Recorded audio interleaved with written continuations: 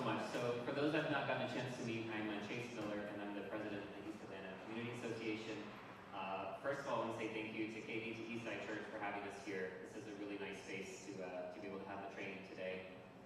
It's funny like hearing your timeline just now because, and I'm like a believer that all things come together like they're supposed to, because I was sharing with Ashita last week that I looked back at our ECA planning strategy document from January, and this was a topic that we talked about. Like, how do we help address the challenges of the unhoused and help provide what they need? And we had a few ideas. One was to continue to support the pantry closet that's outside here. One was the idea of getting some kind of social worker or volunteer group who could help to build relationships with the unhoused in order to get them to tap into support and services. And then the third big idea was thinking about a greater quantity of affordable, accessible housing, right? And so to see that 6 months later, all this stuff is actually happening is really incredible. I got to give a lot of thanks to Ashita on the front row here. I tried to get her to do this, but she said, no, you do it instead. She's really the power behind this. She came up to me at the end of an ECA meeting in May or June and said, hey, does ECA do anything for the unhoused? Because it's a passion area of mine and I'd love to help. And I said, wonderful. We've been waiting for that person to walk up and say, this is something I want to take. And from there, we got very quickly connected with InTown. Liliana was extremely supportive. To Katie's point, the pace at which we moved to set this up was incredible. So really say thank you to all of you as partners. We got to give a big thanks to the community, to all of you, and to the East Atlanta Strut, led by Michelle. Round of applause. East Atlanta Strut, because Liliana just wanted to see that the community was committed, and East Atlanta Strut stood up and said, we'll give $10,000 off the bat, just because we want us to be very clear that we're behind this, and then we'll ask the community to match us. And so within, I think, 2 to 3 weeks, the community had matched the $10,000 with, purely with donations, and some of our biggest donations were in the thousands. It was incredible. And so that message is very clear that the community is behind this and they want to see change. So we're so excited about what's coming there. Definitely a partnership. So now every 2 weeks to 1 month, EBA and ECA and InTown Cares are meeting to talk about how it's going. Are we seeing the changes we want to see? Who are we supporting? How many are we supporting? So really excited about that. And then these training sessions are an important part of that program. So every quarter we'll have what we call a training session led by Michael and team. Our whole goal is to help you as a community understand how you can support the unhoused, what you can do, the actions you can take. And we'll also be talking about some bigger topics like accessible housing. How do we build more of that, and things like that. So thank you for being here. If you'd like to be a part of that, all of that, bigger piece of work, please reach out to us. You can reach us at outreach@eca.net, or come find any of us after the meeting. And with that, I will hand over to Liliana and Michael, who will kick us off.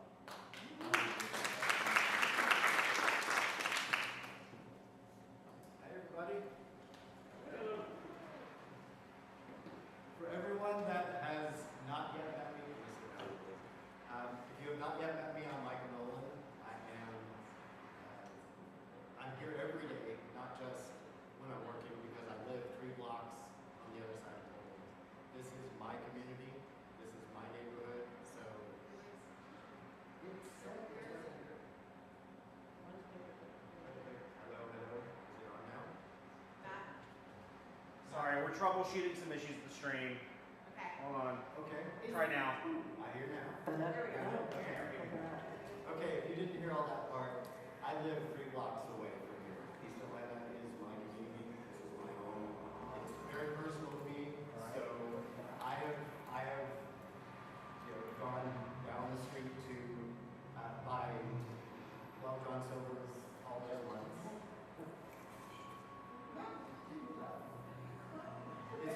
It's just her. Like, she just has that kind of energy. Exactly. She's really good at feedback. She's really good at receiving feedback, and sometimes she just likes to give it back to me too. I'm used to it. That's all it is. Okay, it works. Madness is all. So, real quick about my background. I am a combat veteran. I was a combat medic in the Air Force back in the 90s. That is me.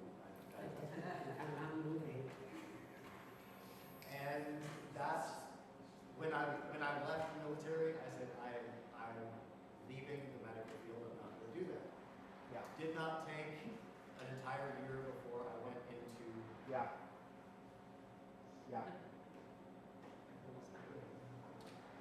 Okay, now I'm getting your, is that better? Is he on now? We're not getting any audio on the stream. I'm talking with Troy. Wait, he's also not getting any audio. Hold on. If you did, do what?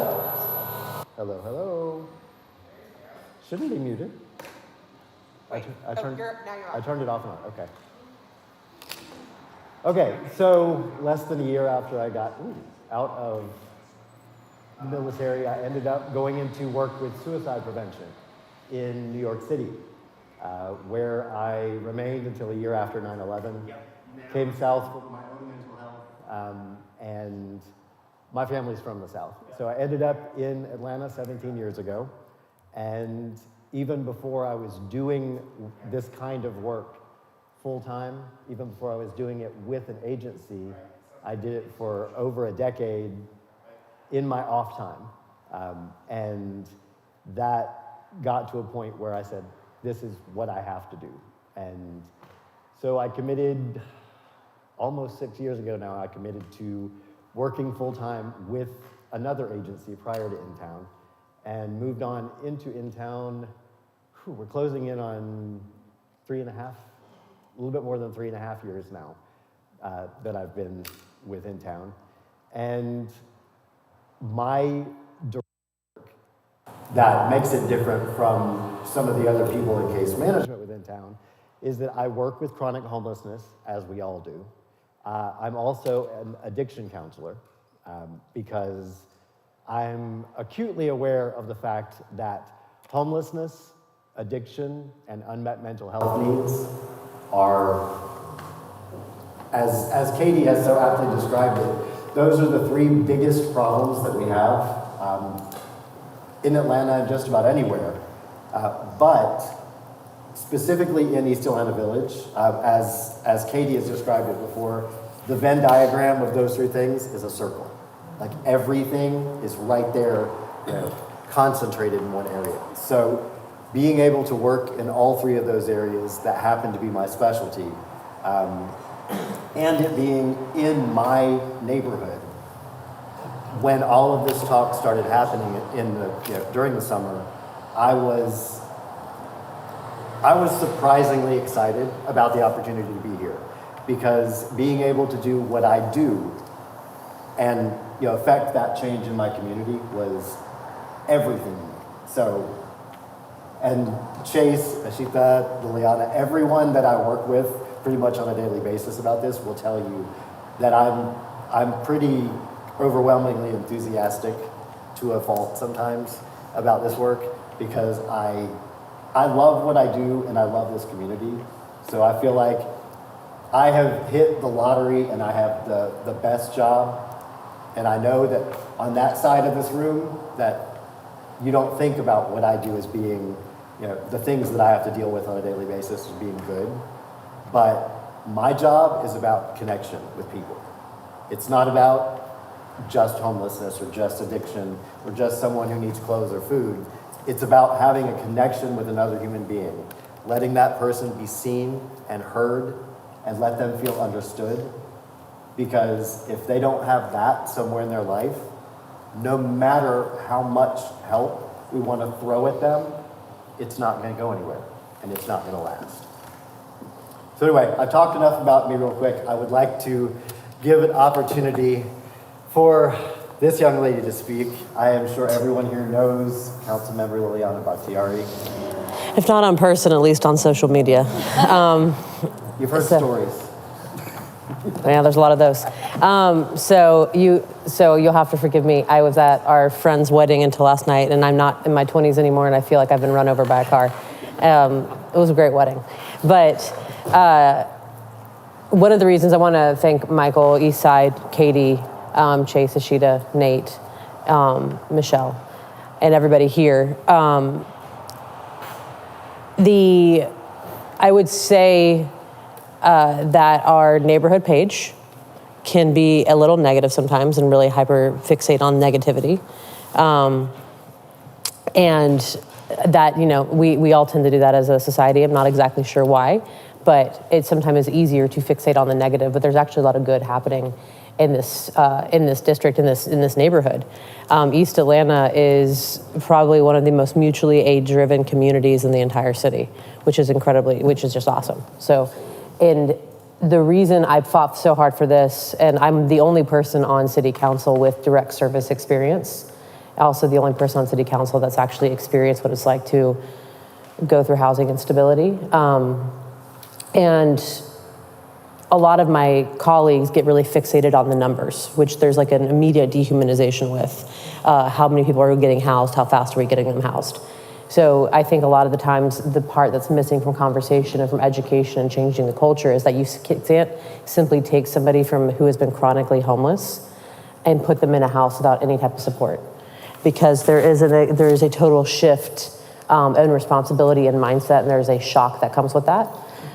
So during the pandemic, you may have heard about the Healthy Hotel. I helped set that up. There was a huge housing effort behind it, but it was about numbers. It wasn't about the quality. It wasn't about quality. It wasn't about substance. It wasn't about longevity. It was about just sticking people into homes and basically leaving them there, which a lot of folks end up back on the street because of the shock that comes with that. I mean, you think about it. If you've been just in survival mode your whole life and then suddenly you have the responsibility of taking care of a house and trying to have a job and also having to like feed yourself without going to your community and having to like learn how to cook and doing all these things, it can be overwhelming. And also, a lot of people will just like throw around terms like bipolar and schizophrenia. One, I don't care what Google MD tells you. Like none of us are certified to know that unless you are actually trained, but also trauma masks is a lot of different things. So there can be people with mental health issues. I have BPD, borderline personality disorder. That is not the same thing as DID. I don't have we all have multiple personalities, but what it means is like, I react to things in extremes based on my trauma history, but that is something you can put very, very simplistically is that you can heal out of, essentially, and learn the tools to cope with that through like cognitive behavioral therapy, dialectical behavioral therapy, all these things.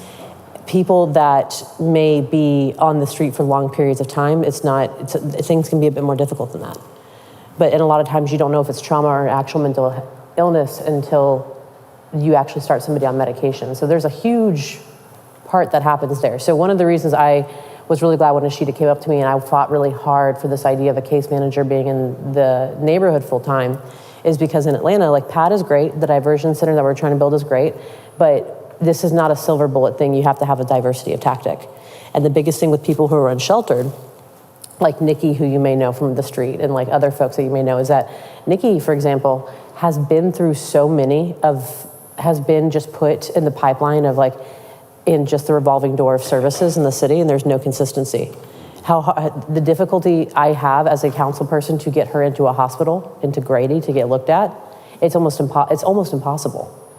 To get somebody 1013, somebody who's experiencing mental health issues, to get them taken care of, and that's also gotten worse with the more hospitals, like with the hospital shutdowns. So that's very difficult, and so it takes a lot of time for someone to rebuild trust that you're actually going to show up again, or that you're not just going to like push them off on somebody else, or if they're going to get beaten up in a shelter, or they're going to have their things taken, or are you going to show up the next day to help them go get their paperwork? Because in Georgia, for example, the state makes it very difficult to help folks. So the state, like Houston, if you look up Houston, Texas, shockingly, Houston's great, Texas, shockingly, they allow you to have a municipal ID, which is essentially that they accept a city, like the city has created an ID that is accepted for housing, transportation, at the bank, et cetera. The state of Georgia specifically preempts that. They specifically say that we can't do that. Now that's something we're trying to work on, but that also is rooted in fear of illegal people trying to vote, et cetera. So that is the greatest obstacle to getting somebody housed, which is why we need consistency.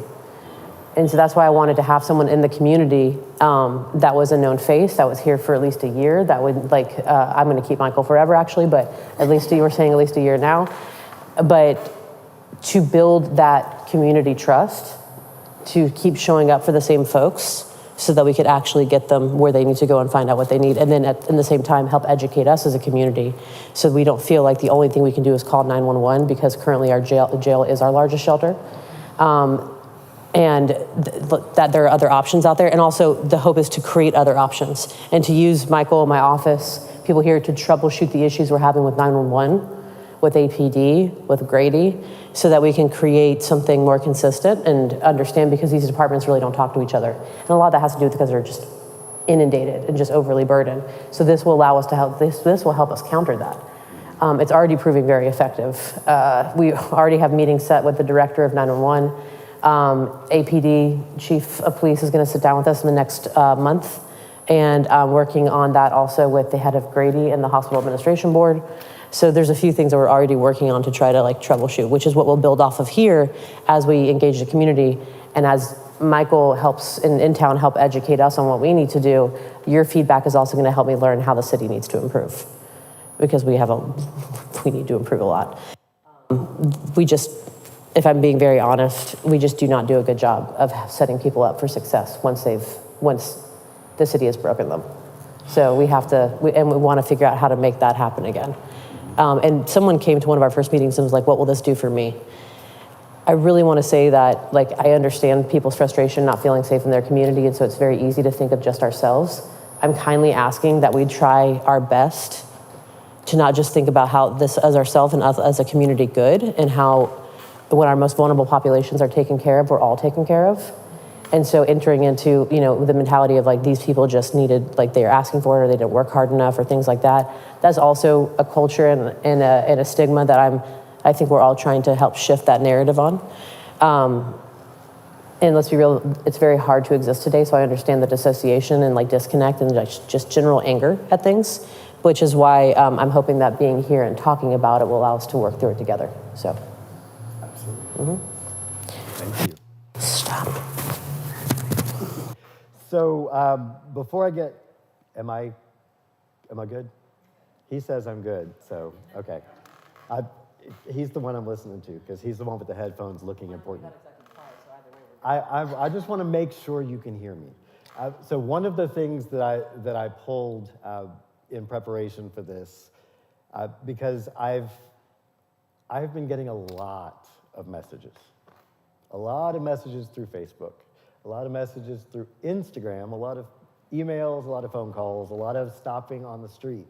And it's very important for me to know that the people in East Atlanta know that the problems that are going on here are not exclusive to East Atlanta. They are happening all over Metro Atlanta, but they're happening everywhere right now. A lot of it is the result of the time that we spent in the pandemic.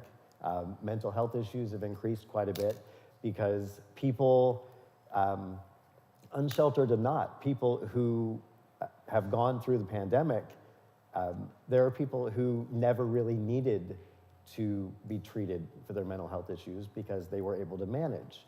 And when we're isolated and when we're cut off from people for a long period of time, like happened to us during the pandemic, those symptoms of mental health issues are gonna pop up. They did for me. I actually started taking an anxiety medication a year ago in February for the first time in my life because I was no longer able to self-regulate.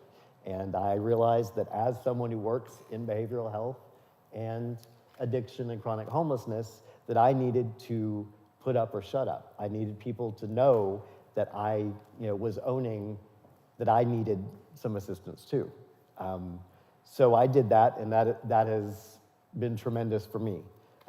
But I wanted to point out, who is familiar with the point-in-time count? Has anyone heard of that before? Okay, every year in Atlanta, we do the continuum of care. The COC in Atlanta does what's called a PIT count, a point-in-time count. It's in January. And that point-in-time count is everybody who does what I do and the leadership at InTown and all the other social service agencies and politicians and volunteers from all over the place get together and they go out in teams to different areas of the city to identify the people who are unsheltered, the people who are on the street, and to get some demographic information. That sometimes means going into somebody's See, That sometimes means going into someone's like their home that they've made for themselves, sometimes waking them up. Yeah. It's very jarring. It's a deeply flawed process. I also would say at the time where it's like coldest in the year is probably not the most accurate time to do that also because it like completely underestimates the actual number of folks. that is a big source of contention with a lot of people with regard to the point in time count, is that the number is not realistic, it's not accurate. And in my experience, it's true. There are always going to be more people unsheltered than are actually counted, because people who are unsheltered are really good at disappearing. If you don't believe it, drive down Moreland, drive onto I-20 and the on and off ramps. How easy is it to ignore the person holding up the sign saying, you know, spare change or anything like that? We condition ourselves to ignore them. And they know that, they feel that. And so they feel invisible, so they'll just disappear. They'll go somewhere where they're not gonna be found until they want to be found. But from this January's point in time count, there was an increase from 2022 to 2023. There was an increased count of 286 additional people that were unsheltered with severe mental illness. And just real quick, so there's sheltered homeless folks and there's unsheltered homeless folks. So there's people that are experiencing homelessness that are on the street, or that are sleeping under a bridge, or or camping. And then there are people that are staying on a sofa or in a car or in a short-term stay. So that's another thing that the PIC count doesn't always get is Exactly. You can't possibly know everyone who's staying in a short-term or in their car. And between 2022 and 2023, citywide, this is not specific to East Atlanta, instances of substance use disorder increased by 89. There were 89 more reported people that had an issue with addiction in January. So I really wanted to point those two out just because I want you to understand that, yes, those things are very prevalent here in EAV, but they're just as prevalent in Virginia Highlands, where In-Town's office is, and at 5 Points Station, where that has been going on since prior to the pandemic. It's not isolated.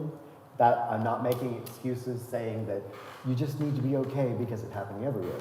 That's not why I'm here. I'm here to address these issues.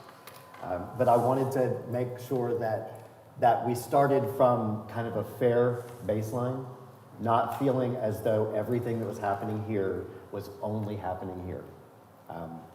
That being said, real quick, I wanted to go over what specifically I am here to do. Me, not the program, but what is my role in all of this. So being with In-Town, my primary role is housing support and navigation. That is a fancy way of saying people who are unsheltered, helping them get everything in line to the point that they can have access to housing assistance if that's the situation that they need, job readiness if that's what they need, things like that. To that point, the very first thing that I start with every time when I'm actually working with someone is getting their ID, because you cannot do anything in Atlanta without an ID. Pause real quick. Excuse me, my chief of staff accidentally double booked me for something. I have to go run and drop something off at a march for Medicaid, and then I'll be right back in like 20 minutes. So I will be right back. Thank you. Thank you, Liliana. I'll just text you. I'll get you. I'll FaceTime. You can talk. So yeah, ID support. Quick question for everybody in here. If you lost everything, if you walked out the door right now and lost everything, lost your job, your car, your family, all of your documentation, everything, would you know how to prove who you are? And I don't mean walking up to somebody who could say, oh yeah, that's Michael. I'm talking about like officially be able to prove who you are. He's working on it. Okay, just making sure. Anybody have any idea what you would do first? Nancy? I've been fingerprinted, so. Okay. And where do you go to do that? And how many unsheltered people do you think are going to walk into a police station? I know. No. I'm not saying you're wrong. That is a way. That is absolutely a way. But I also want to play devil's advocate. I want you to understand that there are ways to do things that are not going to happen with our unsheltered community, and that could be because of past trauma, past issues with, interactions with law enforcement. It could just be because they don't understand how the process works. But in order for me to help someone reestablish their identity, which is 98% of the people that I work with, I have to start with their birth certificate. Okay? If you went to Vital Records in Fulton County or DeKalb County to get your birth certificate, do you know what you would need? You need ID. Bingo. But if you're getting a birth certificate to get your ID, how does that work? Oftentimes it doesn't. So, to add to that problem, every state has different rules and regulations about what is required to get a birth certificate and who can access it and what that person would need. Thankfully, there is a website called Vital Check that in the majority of cases, I won't say it's bulletproof, but in the majority of cases, we're able to order someone's birth certificate from most states and get it within a couple of weeks. There are all kinds of obstacles involved with that. If the person that I'm working with doesn't know their social security number, they're not going to get a birth certificate. If they don't know their social security number, they're also not going to replace their social security card. If they don't know their social security number, they couldn't get an ID anyway. But once we finally are able to slog through the system and get a birth certificate, we also have to replace their social security card. Because in the state of Georgia, if you have a certified copy of a birth certificate and an original social security card, then you can get a state ID in Georgia. If you are housed, then you need 2 pieces of mail that have your name and that address on it. And if you don't, you have to have a social service agency like in town to provide a homeless verification letter. I have gotten pretty slick over the years, so I don't need the homeless verification letter to get an ID anymore, because when they mail the social security card, the card is attached to their address on that piece of mail. So I leave it all together. When the birth certificate arrives, it arrives at our office. And all of that has the address on it. So that's 2 pieces of mail with their name and that address. With those documents, we can go to driver services and get an ID. There's another bump in the road, because when you go to driver services, most of the time, the clerk, when you get up to the counter, as soon as they say, "What are you here for?" and the person says, I want like an ID, the clerk is going to say, "Have you ever had a license or an ID in another state?" And when the person says yes, they're not going to get an ID today. Because as soon as they say, "Yes, I had a driver's license in Louisiana," they will say, "Okay, we need a motor vehicle report from Louisiana that is no older than 30 days to show you, to show that you don't have anything somewhere else." It's not necessary, because when they pull the person up in the system, if there were problems in another state, that's going to show up for them anyway. But it's another bump in the road that's required. Motor vehicle reports have to be paid for, and we have to wait for them to get here, or we can have them faxed to driver services, but then they're going to be lost at driver services every time. So anyway, that is a very quick overview of what it takes to get someone's ID, and that does not happen typically in a month. It typically takes 3 to 4 months, if things are going well, to reestablish someone's ID. The reason all that is important, because if I want to get them into the housing queue, if I want to get them supportive housing or assistance in housing, they have to have all of those documents. They also have to have a TB test that is less than a year old. And to get that, incidentally, you can go to 10 Park Place, which is right across the street from Woodruff Park. They could go to Mercy Care on Decatur Street. They could go to the Salvation Army, actually. I think every other week has a clinical team from Mercy Care that goes and does TB tests for the people who are in shelter at Salvation Army. But speaking of shelter, one last thing, and then I want to get into the reason we're here, the 911 piece of the puzzle. But who here remembers Peachtree and Pine? Oh, I know Sherry does. Okay. Who here is familiar with the term low barrier shelter? Okay. So we don't have a true low barrier shelter. It doesn't exist anymore. If someone wants to go to Salvation Army and get shelter, first off, they have to show up before the sun comes up on a weekday morning to be in line for when the door opens for whatever might be available. But they also have to have their ID and they have to have a TB test. And so someone just deciding that they want to get shelter, they're not going to be able to just walk in and do it. Every shelter in Atlanta, every one is going to require an ID. Michelle? So maybe this is more of a Liliana question. I understand the TB test, but why do you need an ID? Why would somebody be trying to scam the system to stay at the Salvation Army? It's not so much about scamming the system. It's not so much about scamming the system. It's about making, like Liliana pointed this out earlier, it's about numbers. It's about being able to account for people. And for example, Salvation Army is part of Atlanta's continuum of care. And so we use a statewide database called Client Track, or HMIS. And all of the social service agencies that do direct service with people who are unsheltered have the ability to connect into this service if they're working with COC. Salvation Army, as an example, they connect every person that's there. There is a log in that system that they have been at Salvation Army for these dates. The only way that they can keep up with all of that information is to be able to accurately identify the people. So that's the primary reason. And they need to be able to double check.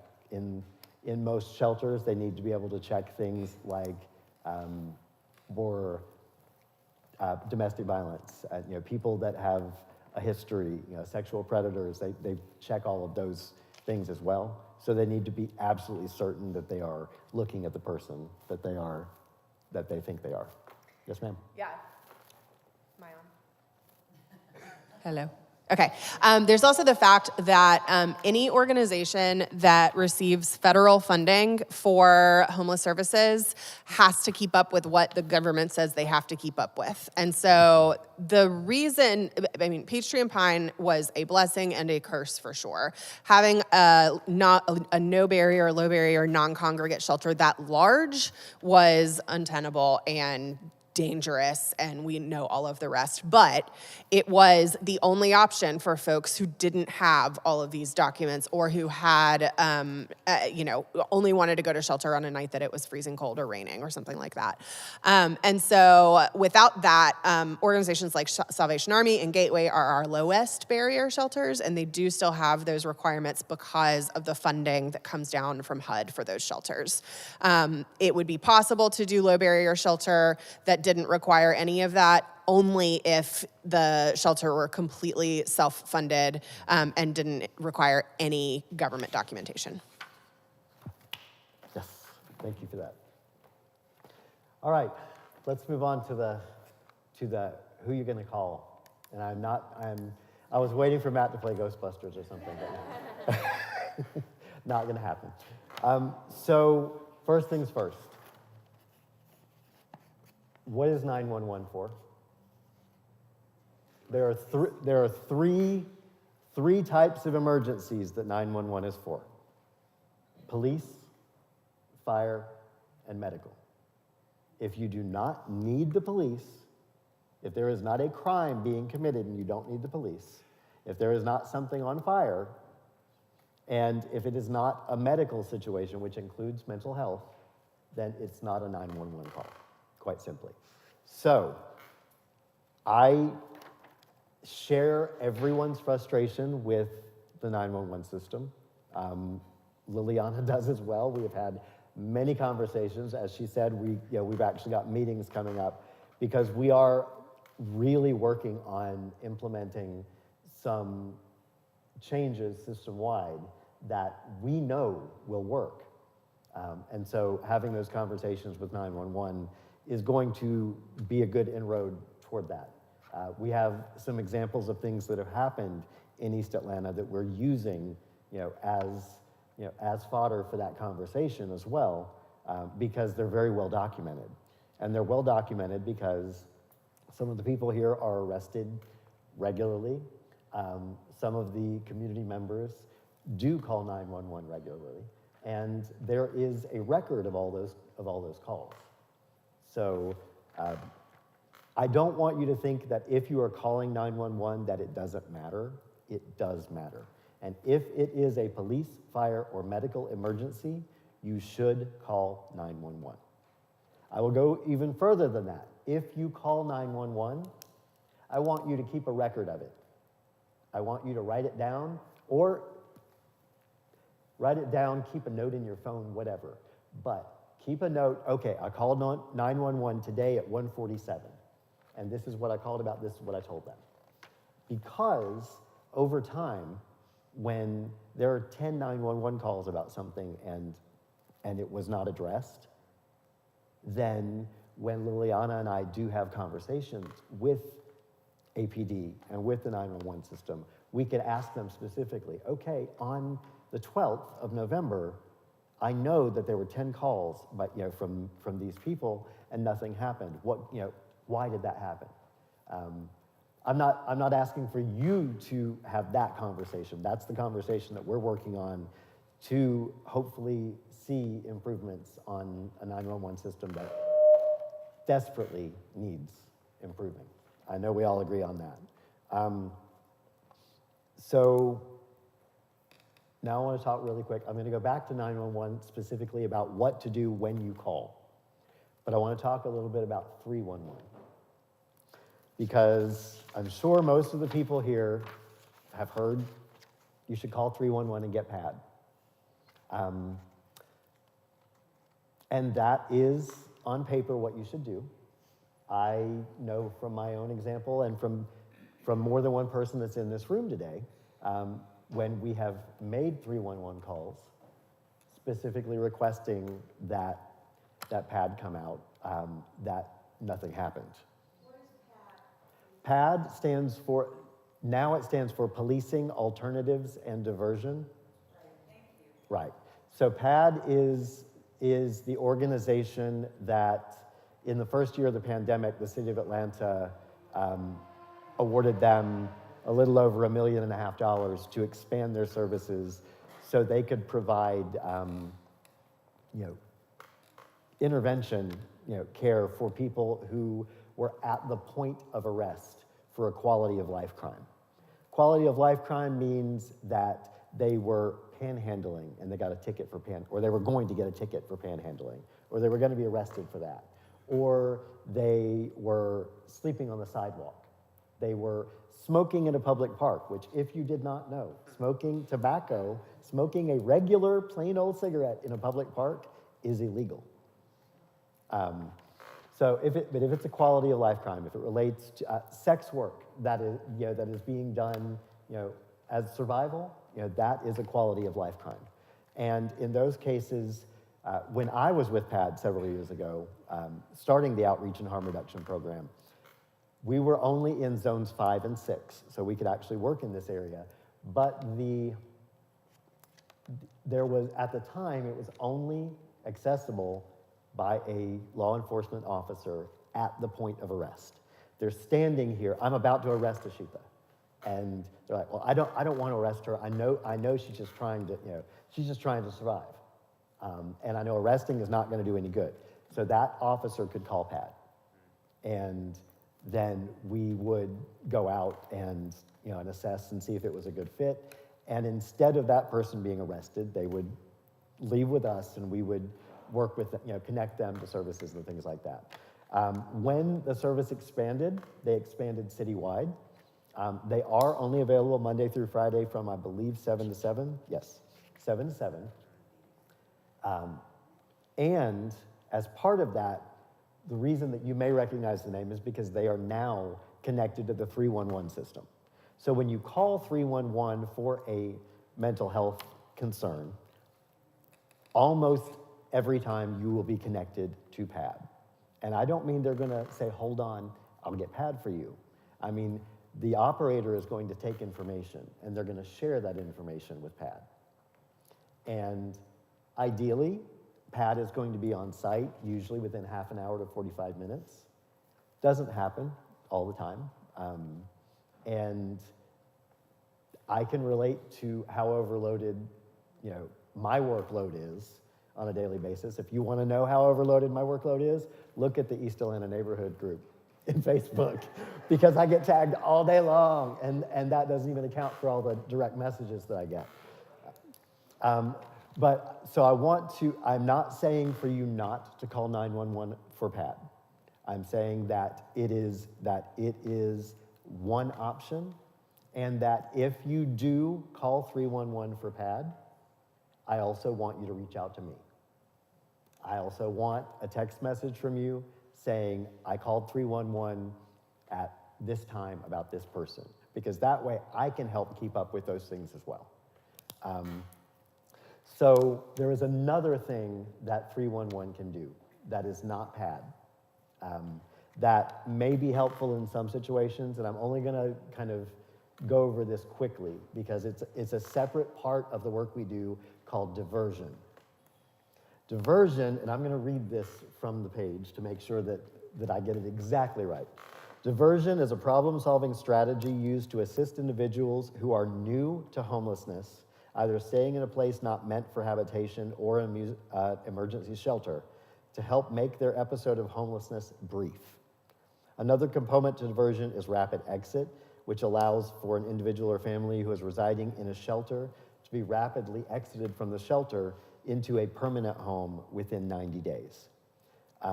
So the diversion program includes case management with intakes and assessments, problem solving, negotiation to return to housing or to stay in housing if they're just at risk of losing their housing, crisis housing search assistance, and other resources.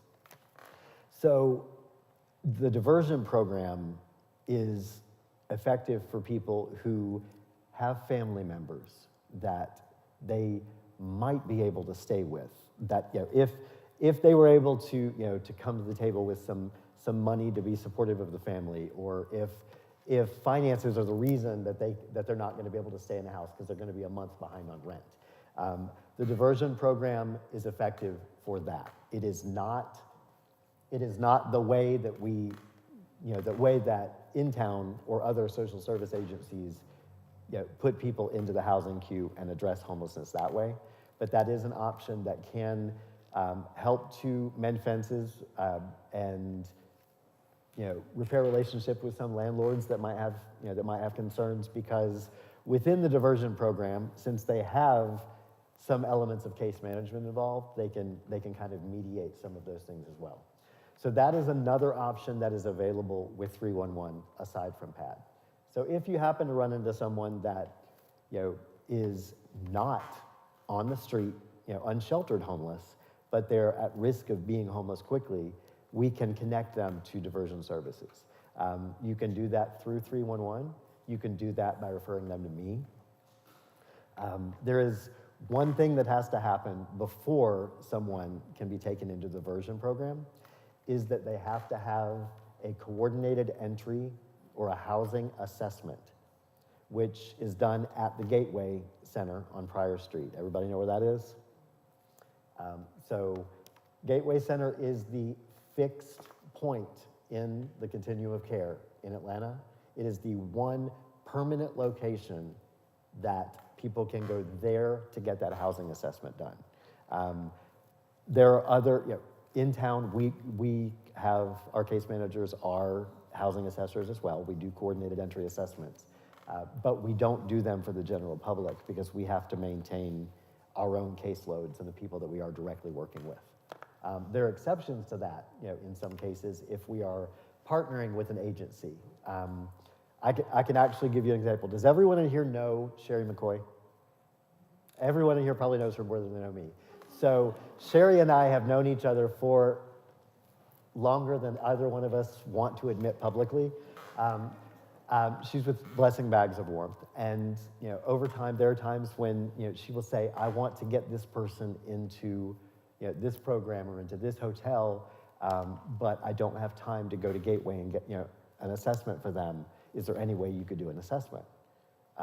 And because I have such a long history of working with her, and because I know that anything I would do to help someone, Sherry's already done it. Like she is on it. And Sherry and I kind of share a brain half the time about some of the work we do. So I am able to do that. In East Atlanta, I will be doing those housing assessments, and I have been, and I'm doing it in conjunction with enrolling them in this pilot program so that I can connect them to getting their ID. I can make sure that their medical care is current. If they have medication that they're supposed to be on, that we've got that medication, in their possession. Mental health needs, all that kind of stuff. All right, we're gonna go back to 911 for a minute. A little bit longer than a minute, actually, because I want to talk about, we talked about why you call 911, police, fire, or medical. I want to talk about how you deal with 911 when you call. Has everybody in here called 911 at some point in their life in Atlanta? Okay, so the first thing that 911 wants to know is it police, fire, or medical? And so you say, police. And then they're gonna ask you where you are. So one of the things that I've done that will be going around to all of the businesses in East Atlanta, and frankly to individuals who could benefit from it. We made a flyer about calling 911, and it's very clear, very easy to use. The very first thing on the top of it says, is it police, fire, or medical? And then it says, if the issue involves a mental health crisis, call 311 to be connected to PAD. If the situation involves someone experiencing homelessness, that's me. Every one of those calls should come to me. Don't tag me on group posts on Facebook and say, I think this person needs 911. That's the wrong thing. That's the wrong thing. You can text me and say, I think this person needs 911, so I called 911 before I texted you.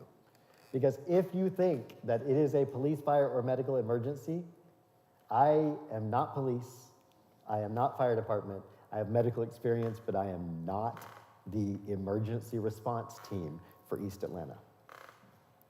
I am here to support the community, I'm here to work with the people in this community, so if it is an emergency, reach out to the emergency resource first, and then let me know. Because afterwards, I can still show up. And if it's an emergency, I'm still gonna be there if at all possible. But that delay, and we all know about the 911 delays, if you even get through and don't get put on hold. So the longer you delay in getting that call made, the worse it's gonna be, potentially. So the second thing that they're gonna ask you is, what? What's the emergency? Be brief. They don't need the whole detail, they don't need the background, they don't need, I've called y'all for the last 10 years about this. They don't need that. They need to know exactly what is happening. What is the emergency? Then they're gonna say, when? They wanna know when it's happening. If it's going on right now, they need to know that. And that is important. That is especially important. Nancy and I had a situation back at the end of September in EAV, and more than one person called 911, but the call didn't get prioritized because the person or persons who made those calls did not give a complete picture of what was happening. They did not mention that this person was physically aggressive and had assaulted more than one person. Because when you're talking about physical aggression, you're talking about a present danger. Someone is in danger right now. That is going to raise the priority level.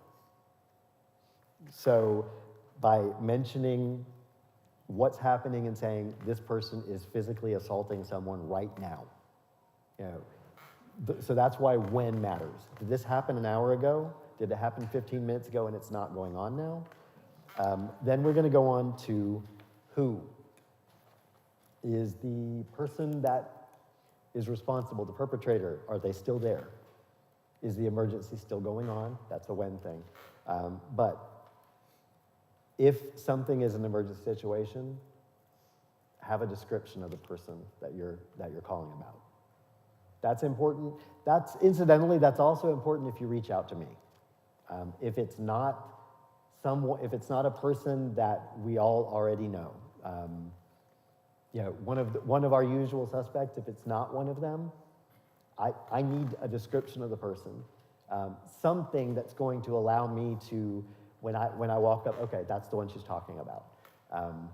So because that's also going to speed things up. Their race, their clothing, rough age, height, weight, anything that's readily identifiable about them. Are they wearing a bright pink Barbie baseball cap?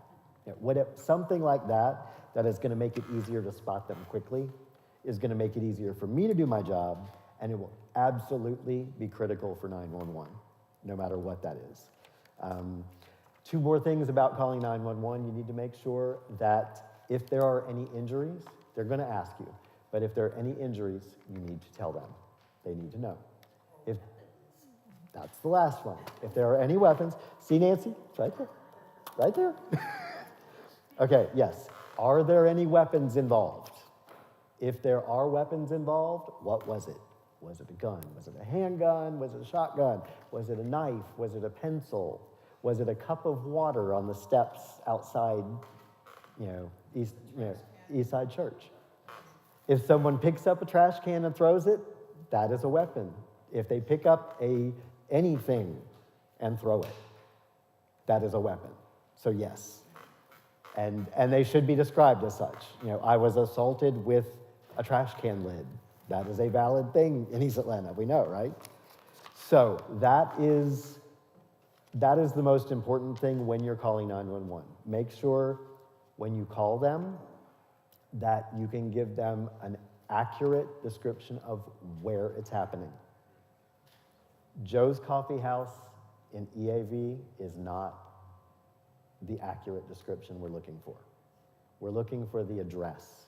We want an address. So these flyers that we're giving out to the businesses, there's actually a spot up here on the top in the where section.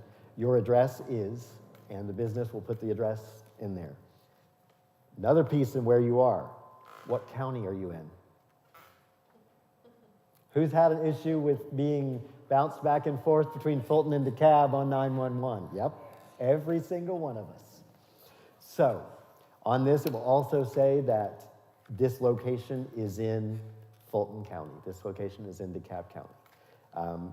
And I also included on this, because sometimes this is really important, is what is the nearest cross street to where you are.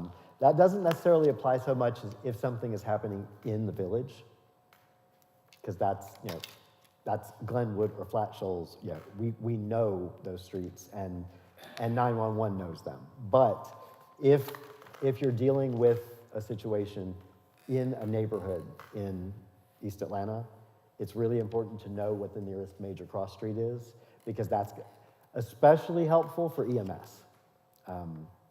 It's also incidentally helpful for fire situations, because the fire department needs to know where they're going to be able to connect to a hydrant, and they know where all the hydrants are. So when they look at an address, they might not say, okay, well, there's a hydrant here. But if they have a major cross street, they will know every hydrant in the area that they'll be able to connect to. So that's just some other things to think about besides the obvious reasons that we would be calling 911 or 311 here in the area. I want to take a couple of minutes and see if anybody has any questions specifically about 311 or 911. Ashley? Would you do me a favor and come up to this microphone right here? My only question is, I think you said, is there another way to call PAD besides 311? So there is another number, but the other number is a direct connect to Atlanta 311. Okay, now. So there is no other way. But there is another way for you to connect to 311. And 311, by the way, is City of Atlanta's non-emergency number. It's not just for mental health emergencies. It's for all kinds of things. Go to atl311.com and you will be blown away by all the things that you can do and send messages about through that. The main reason I want you to go to that website, though, is because you can register on that website, and instead of calling 311, you can do the same thing through their website if you are logged in, registered and logged in.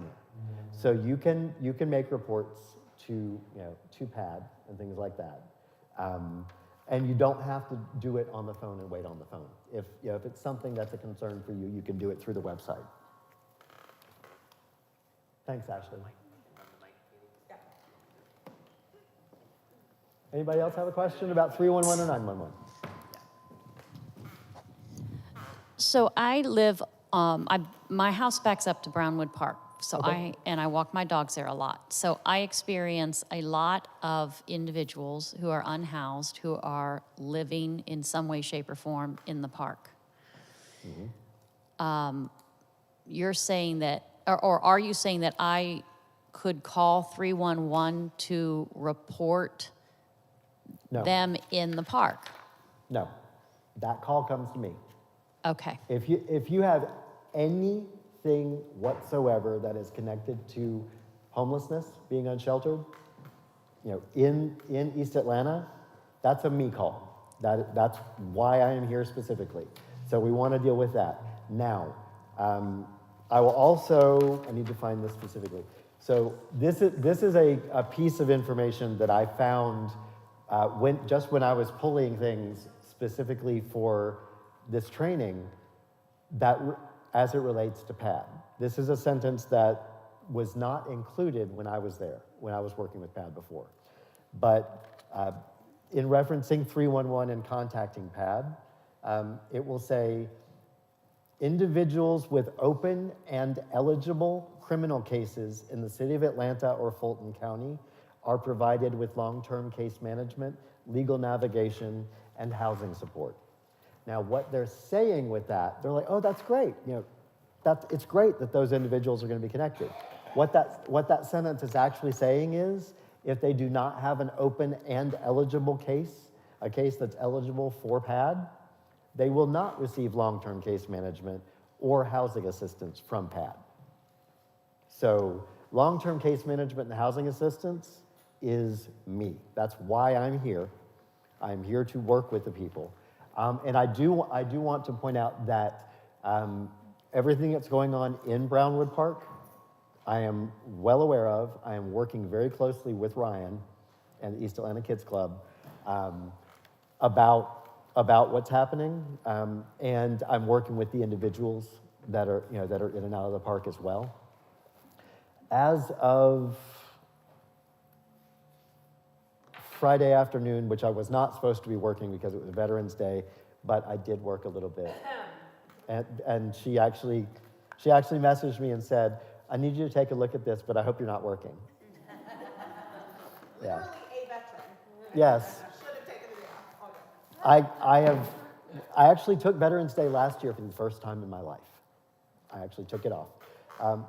But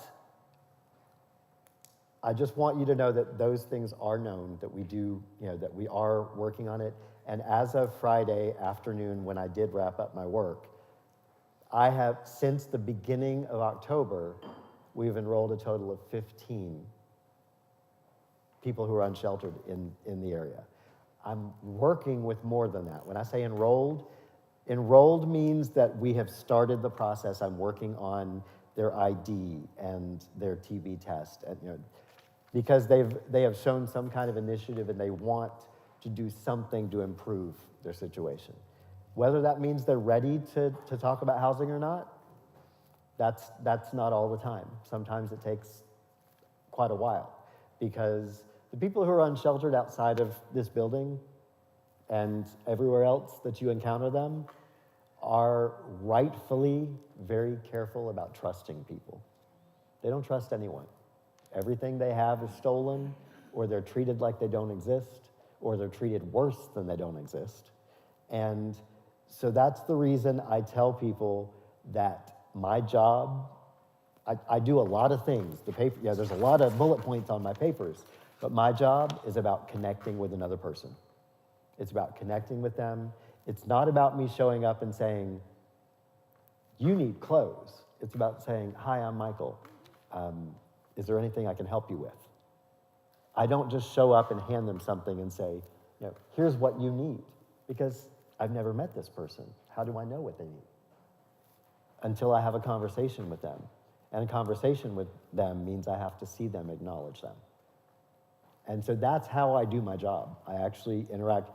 I treat people who are unsheltered the same way I do when I walk into screen fixing and talk to Nate, or I walk into Joe's and talk to them, or I see Nancy on the street. I treat people the same way because everyone deserves to be treated with dignity and respect. And just because I meet people at the worst point in their lives, for a lot of cases, that does not mean that I need to judge them for being down and having the worst point. I need to see them for who they are in front of me right now and help meet the needs that they are aware of, that they have. And follow up to that, as a resident who is experiencing what is going on in the park and, finding, my dog's trying to eat unpleasant things as a result of someone's camping there. Do I just say to myself, well, I know Michael's working on this. I just need to be patient. Is that my role? So there is an element of yes to that, but if you are experiencing a problem like that, and you and I have not had a conversation about it, then I want you to tell me. I want you to reach out to me. I want to hear about that. And believe me, I know the Pandora's box that I open now that everyone is gonna have a phone number that they can reach me or text me. I will even go so far as to say this. If you're in this room right now, pick up your phone. Everybody pick up your phone.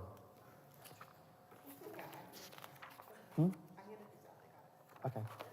But I want you, yes, I want you to text me.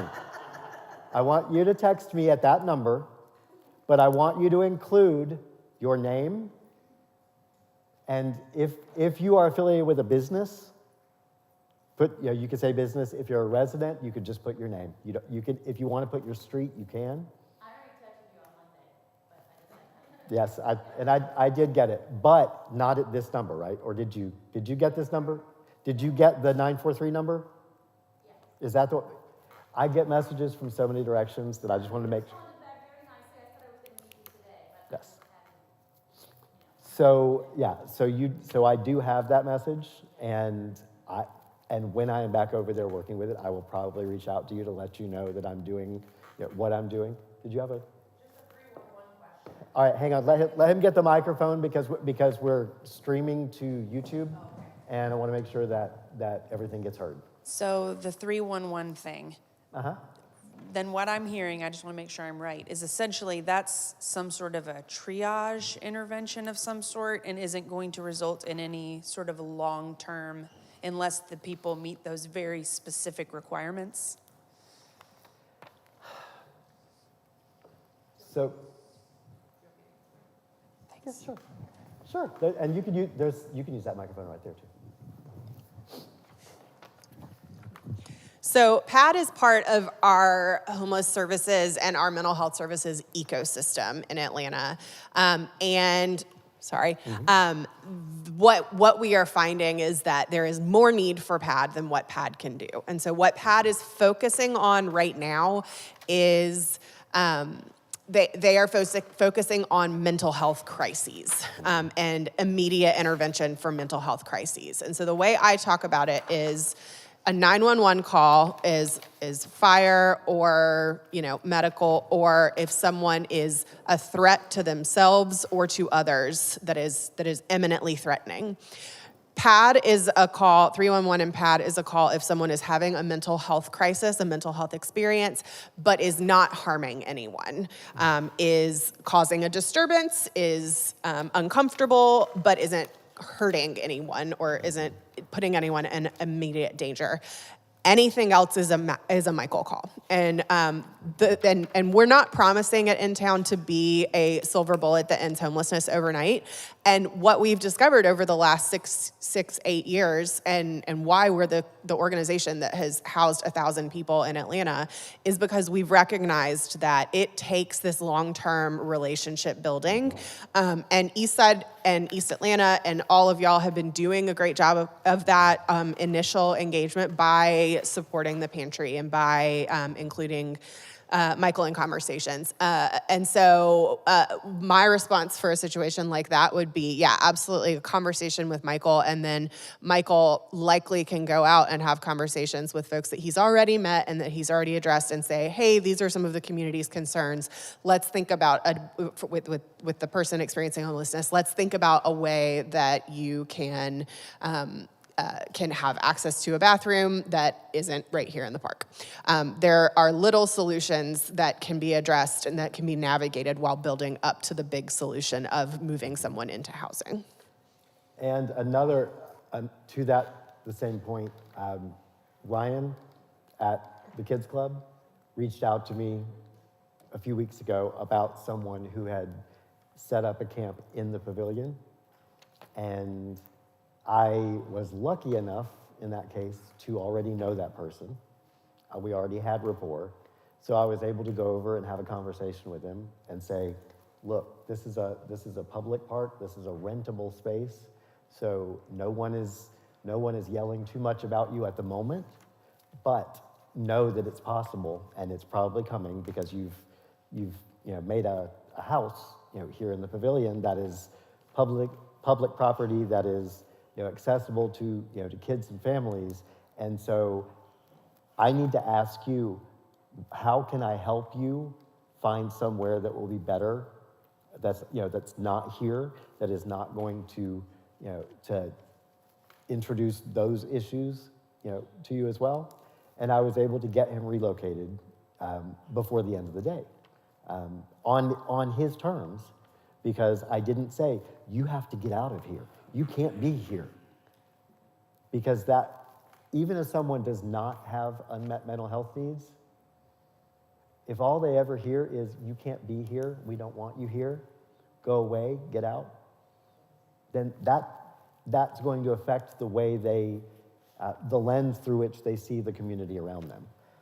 And so it's also important to understand that, like when Katie said that we're not the silver bullet that can fix it immediately, it's true. That doesn't mean I'm not working on it. I am working on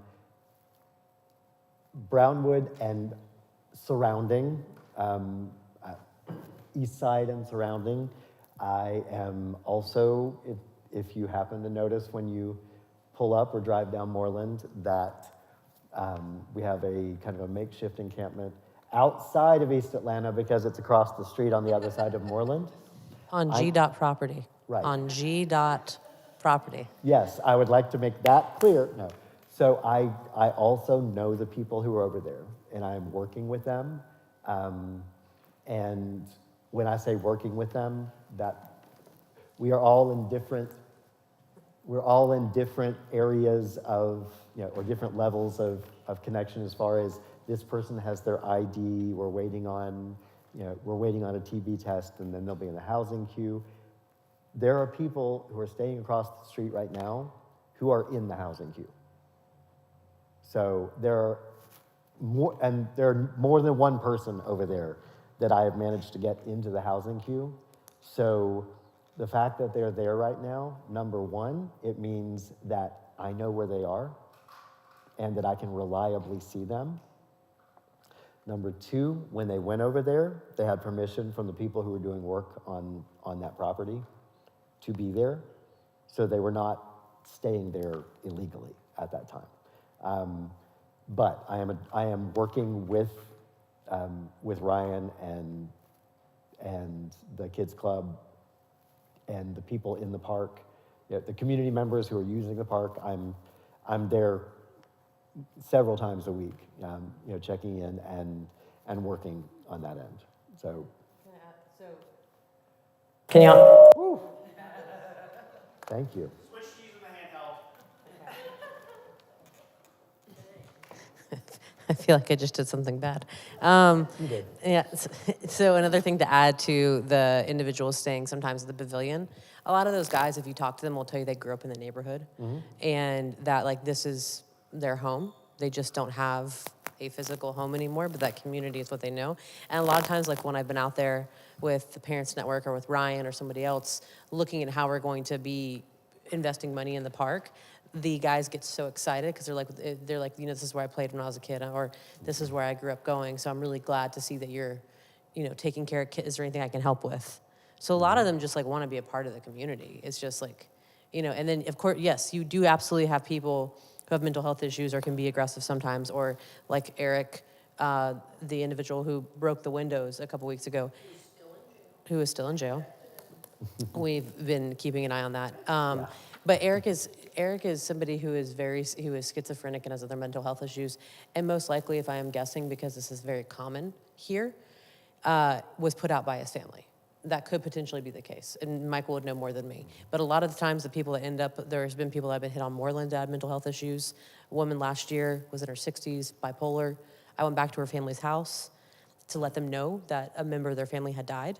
They actually weren't there, but the neighbors essentially told me that her bipolar episodes had been increasing in frequency, and she accidentally hit her mother, who was in her 90s, and her mother broke her arm. They said, we've had enough, and they just put her out. And she ended up dying a few months later crossing Moreland. And so those types of things are common, and I'm saying that to you not to depress you or deter anybody from thinking this can get better, but just to also give a broader perspective on this, and that a lot of times there are families that put out family members, one, because there's stigma around mental health issues, because they don't have the money, because they don't know how to start, because the community around them has changed so much that they don't know who to talk to. And so that ends up happening. And so that's another reason that it's that, again, to create community, but also to have conversations with folks here, because we don't know. And so it's also hoping to give insight into that. And like Eric, it's very sad that Eric is consistently locked up. But there's also the issue of people like Eric who have a mental health issue that are unmedicated. As repeatedly said, you're not competent enough to stand trial, and then they're just put back on the street exactly where they were left. And so I'm having to, when I tell you, like Michael and I'm having to like move hell and high water and like work my butt off to try to make sure Eric can get help. The system is not made for that. Like I had to call the DA. APD is trying to help by giving him charges that won't allow them to just put him back out on the street. I'm talking to I called the DA. She had to flag it and keep him from going back out. We're trying to talk to the public defender. I'm trying to find out how to get him help. And everyone's just basically like, we'll see when we see. We don't know if we can help him. And the fact that we have a system that's unwilling to do that, and that I have to stay as focused on it, that I'm one person, so how many other people is this happening to every single day? Because I don't think anybody here is as violent as Eric can sometimes, or as volatile as Eric can be. I don't think anybody here would wish him dead. And so that's what is going to happen to him if we do not figure something out. And so that's also like why this happened so quickly with Eric, with InTown and everything, is because I was a pain I was a pain in everyone's ass at City Hall. And I was like, we're gonna do this. And I put my own money towards it, but the neighborhood raising their own. And I just want you to know that because of you all, and because of how successful this is now, everybody wants this, and we're in the process of scaling this up.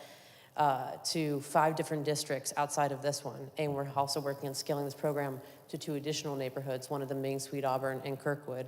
Katie loves this because I'm just throwing work at her. But it's also in town is the right choice for this, because not only are they the biggest homeless outreach team, they're also the ones who they've also retained their people over the years. And that's not common at all, because oftentimes they'll just hire a bunch of caseworkers off Indeed or somewhere else, people who don't have the proper training for it, and it's just like it's a revolving door. In town is also one of the reasons that our retention is the way it is because our leadership will send us text messages and say, hey, I saw you worked on Saturday. When are you going to take another day off during the week? And I have Katie never asks worked. Michael this all the time. I have literally. You worked on Veterans Day? Yes, I was working before we met for coffee. That was the only way we had a chance to meet for coffee anyway. You were working too, so. Hey, I just want to say it's almost 2:30, so do we have any more questions? Okay. How dare you, Chase? Yeah, can you, I'm gonna. Nancy, we'll get you in just a second. We just talk at people for long periods of time. Yeah. No, I'm gonna give this one to Liliana. Okay. Okay, now she's gonna start singing the hits of ABBA. Has there been any thoughts on restrooms in the village for the people that have no restrooms? The increase of waste. The Christmas tree must love it because that's where all the men go. Behind the planter in the Christmas tree. So that There's is a visual for you. that is a question that goes beyond what I do. So that's. So this year, I'm going to be fighting for a line item in the budget for there to be self-cleaning restrooms put in the neighborhood. Hopefully, probably around Brown. I would probably work with Chase and Nate to find out where we really want to put that. It's going to be about $300,000. Whoa. So Yeah. that's how much a lot of them are. Yes. It's okay. I mean, you said it, so I would have to. The guys that hang around in the village are not gonna walk down to Brownwood. Well, so to the That's point all. of people that hang around in the village, there are some people who are dealers, and that is something that I'm actively working on that I cannot give details to, but believe me, I am moving mountains with a joint campaign between city and state right now, working on that. But this is why I want to work with neighborhood captains to find out where the best placement should be. So like we would all talk about it together, but I'm gonna be fighting for that to be a line item in the budget this next year and seeing what we can do to install it because of this issue. And then simultaneously, we're also gonna be meeting with Georgia Works soon to talk about a regular contract of cleaning this in the village and doing a lot of that work, be it pressure washing, beautification, everything else, to keep that up. And I actually just had a meeting with their person, and they are unbelievably affordable, but we will talk about that with them later. But I will be setting up a meeting with Chase, Nate, and myself to talk about that next steps and how we're gonna finance that. So that should all help. Yes, hello. I'm a long-term homeless advocate. I've been in Atlanta for a while, and the thing is I don't think, with all due respect to everybody, and I'm glad we're doing something, but homelessness is a humanitarian crisis. It's not really, I don't think about myself when I think about homelessness. I don't think about, oh, well, I have to step over human poop or whatever. I think how horrible it is that somebody should be forced into that situation. And so, and I go through phases of just not really being able to deal with it because it's such a horrible thing for anybody to have to endure. At the same time, I'm also mindful of the fact that there are people who do choose to live outside, and I've come to accept that as their rightful choice. I understand the issues in the park, I get that, and at the same time, I think, but these are people who, we all can use the park. So, and I understand that's a separate conversation, but since you are here, Liliana, and, have my issues with all of City Council, no offense, but I realize you're probably one of the better ones. That said, what are we going to do in Atlanta? I know I'm a very kind of brutally honest person, but You're actually being very nice. yeah, I know, right? I'm nicer than I usually am. But anyway, what are we going to do about the affordable housing crisis? Because all I see are hideous, horrible condos going up that are unaffordable. And, you know, it's just turning Atlanta into an absolute nightmare. And I've been here for a while, and I've never been so close to wanting to get the hell out of the city. Not because of the homeless situation, but because Atlanta doesn't give a shit about the homelessness situation. We're throwing money at Cop City when we should be throwing money at the affordable housing crisis. And that's what this is all about ultimately. The mental health, the substance abuse, all of that may not magically go away, but it will definitely diminish if people are housed and cared for in a community. So what are we going to do about that? That's my concern. We've got in town, I realize that's a good organization, but I'm just to the point where it's like, what is this city gonna frickin' do about the situation? Because this is a humanitarian crisis. We are a community that should care about each other, not about, is this affecting my life? How is it affecting their lives? I mean, it is affecting our lives, so I do care about that. But ultimately, it's about the people who are dealing with this crisis. Thank you. Katie? Housing ends homelessness. Just straight out, the thing that ends homelessness is housing.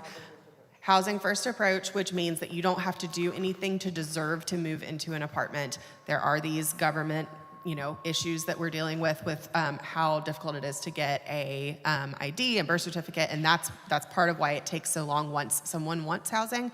But housing is what ends homelessness. And so for the City of Atlanta Continuum of Care, which is the homeless services ecosystem here in Atlanta, permanent supportive housing is a big part of that solution. And permanent supportive housing is for folks who are not going to be able to get back into the workforce or be pulled up by their bootstraps. It's for folks who deserve to live inside and have disabling conditions. And so there are 800 permanent supportive housing units being built and that have been worked on for the last 4 years and should be online within the next several years.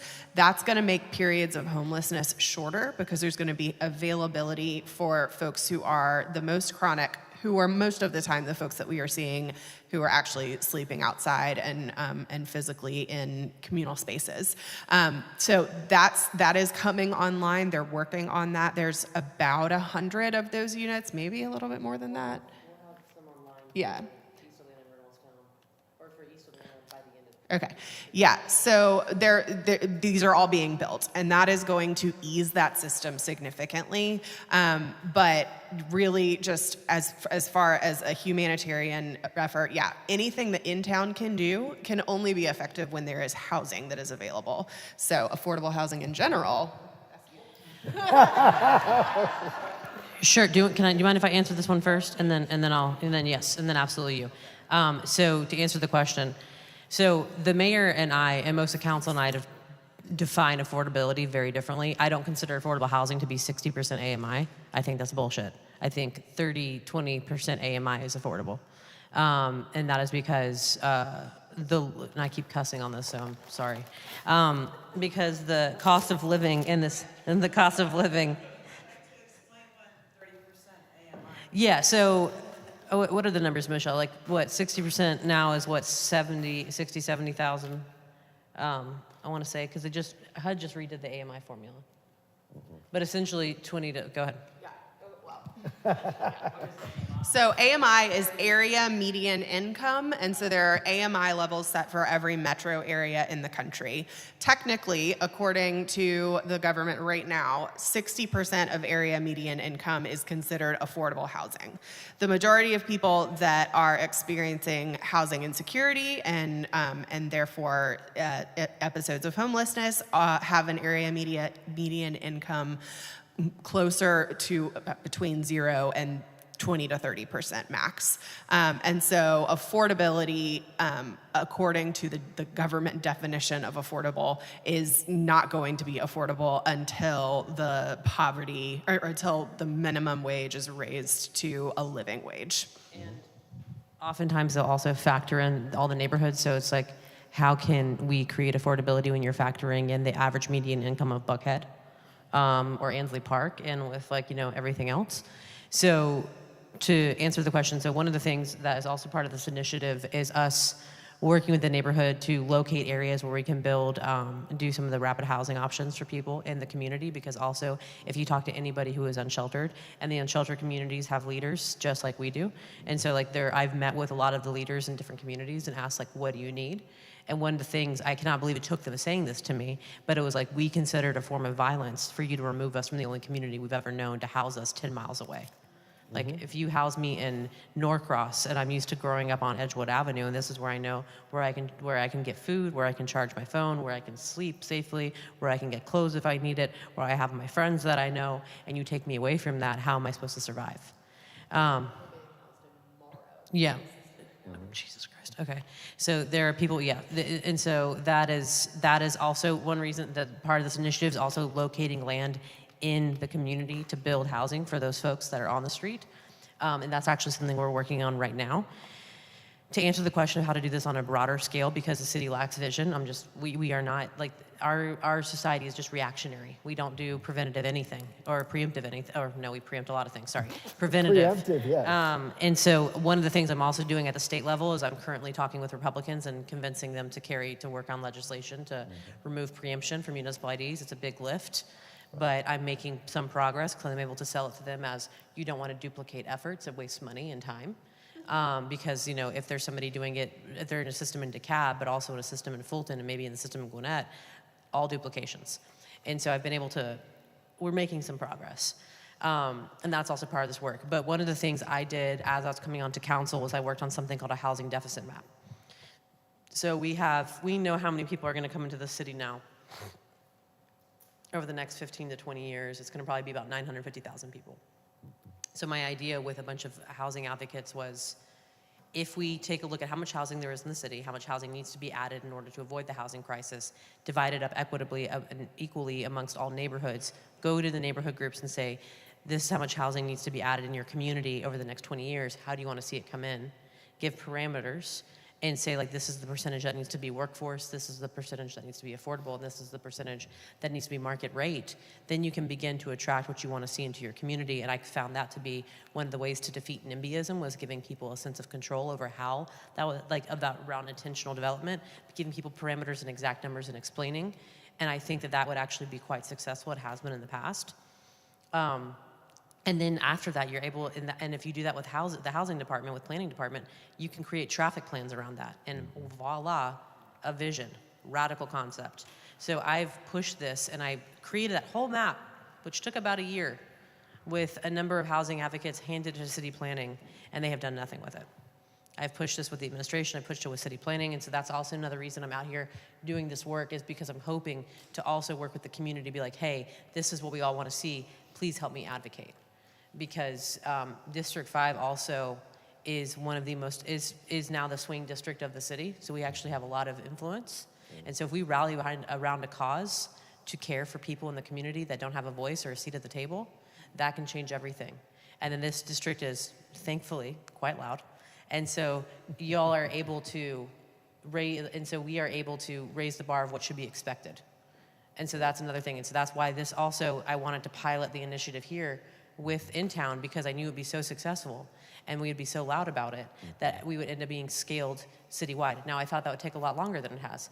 In a month, we've now scaled it to 5 different neighborhoods and 5 different districts. It didn't take long because... Interest from 5 different neighborhoods and 5 different Well, we just already granted the money, so there's more than that. Oh, no, I'm sorry. Yeah, but for the record, she didn't think it would happen as quickly, but we have 2 very loud people doing all this. And I know we are running really a little bit behind right now. Yeah. So we have time for one more from Mike. When you were talking about 800 units that are being constructed, and I guess there's money has been allocated. Yeah, for we the have 3 800. actually being built in the district right now. So the Atlanta Motel is being turned into one, 111 Moreland's being turned into supportive housing, and then I fought really hard to get Georgia Works a building in the old Oddfellows building. So hundreds of units are going to be built there too. So then the question I have is, how much of a drop in the bucket is 800? So in other words, how close Katie is question. 800 to solving the problem? Is it just gonna sizzle a little bit and then it'll evaporate? Or Yeah, so the thing about permanent supportive housing is that once someone is connected to permanent supportive housing and receives a unit, that is their home for life. And so it's a voucher that doesn't end because it's for folks with severe and persistent mental health conditions or physical health conditions.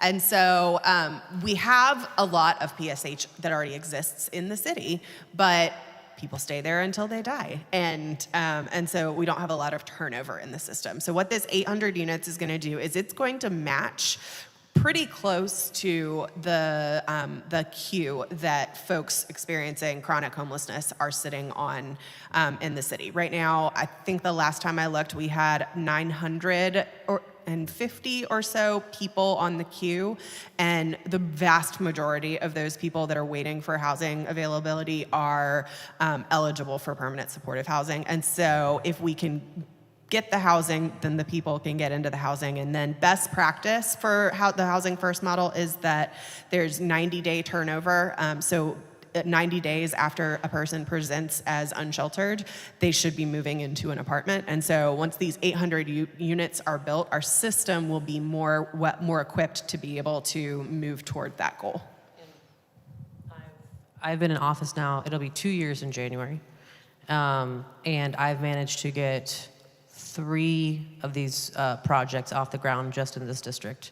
And I have my eyes set on a 4th location that we're looking at now.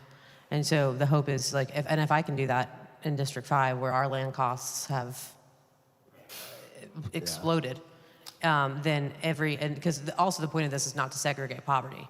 That model does not work. You cannot segregate poverty. There have to be mixed income communities, people who are experiencing poverty in communities with affluence where the things are highly amenitized and making them part of community. That is how you defeat addiction. That is how you defeat homelessness. That is how you have people feel connected. That is how you have a thriving community. And if you want an example, take a look what Salt Lake did. Housing First approach, housed almost their entire unsheltered population, which got a lot of people that wanted to work and be back in. It opened up, again, I shouldn't have to reduce people to numbers or money, but it opened up a whole new tax base. Their reserves went up 30%.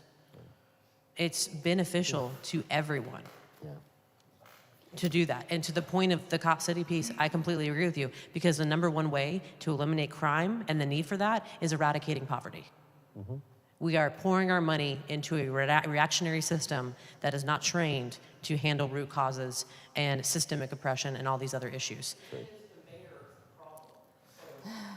Okay, that's Yeah. we're at the end, and we're actually kind of diverting away from what the training was about anyway. So I don't want to take too much. I understand that, but completely agree. But I need to make sure that we have the reason that we're here addressed right now, and we're already 15 minutes behind as it is. So if Ashita. And the point of this, but to conclude on that, the point of this is to work towards a system that eradicates poverty. That is my whole goal. Yes. Just to close out, I want to thank you guys all for coming here. None of this would have been possible without the kind of leadership we have. Chase has just moved mountains. Nate, who I think just headed out, but we have Liliana, we have just the leaders we have in this neighborhood are incredible. And you all, I appreciate everyone for being here and putting what they can into this. Michael has a bunch of business cards, which will be at the back with his phone number on it. We also have, we've been coordinating things with the East Side Food and Clothing Closet. Rebecca Kern has been handling that initiative. I think this is just one of those challenges that requires all hands on deck. If you have ideas, if you have initiatives, if you have thoughts, thank you for caring and reach out to one of us. We want to get y'all plugged in. But thank you for being here. Appreciate it. And real quick, if you are here, Katie has copies of this. It's the 911 document. And just so y'all know, there are a lot of issues with 911. So Yeah. many issues. So and especially in DeKalb, but we're doing the public safety town hall. I know you covered it while I was gone, speaking to a bunch of physicians marching on the hospital closures in my and AMC, Atlanta Medical Center, is in my district. So we just did that, and we're fighting really hard for there to be a wellness component put back into this community. I'm meeting with WellStar next week to discuss it further, but we are doing a town hall on Wednesday, November, is it 29th or 28th? 29th. Yeah. We are doing it in the last one. Thank you, Chase. We're doing this last Wednesday of November from 4 to 6 p.m. at Turner, at Turner Monumental on Howard Circle, or on Howard Street and Kirkwood. It's going to be the main church. When we get closer to the date, there will be a virtual option that I'll put up. But we are going to have the director of 911, the chief of police, code enforcement, city planning, because they're part of public safety too, ATL DOT, because they're also part of public safety. But there will be an opportunity to question the administration and to question all of them and say, when are you building our new 911 center that we have $15 million in the budget for? Because the current building sucks. And like there should not be a wait time. So that's also an opportunity for us to hold them accountable. That is the most effective way, is for y'all to show up, because I yell at them all the time. But they are terrified of you all because you're voters. So come and please do that. And don't feel like this conversation is over because this training is over. This is the first one. And the contract says that we're doing 4. I think we're doing quarterly. There's going to be more than that. I like to talk. Yeah. And those cards, I think Mike already said, but these are the numbers that you can, so you all know this is the number that you can call and text in real time if you see something happening. So please, please, please use them, because that is one of the best parts of this program. And she says that because that means that people are contacting me and not her. No, they'll still contact me. But, yeah. Thank you, everybody.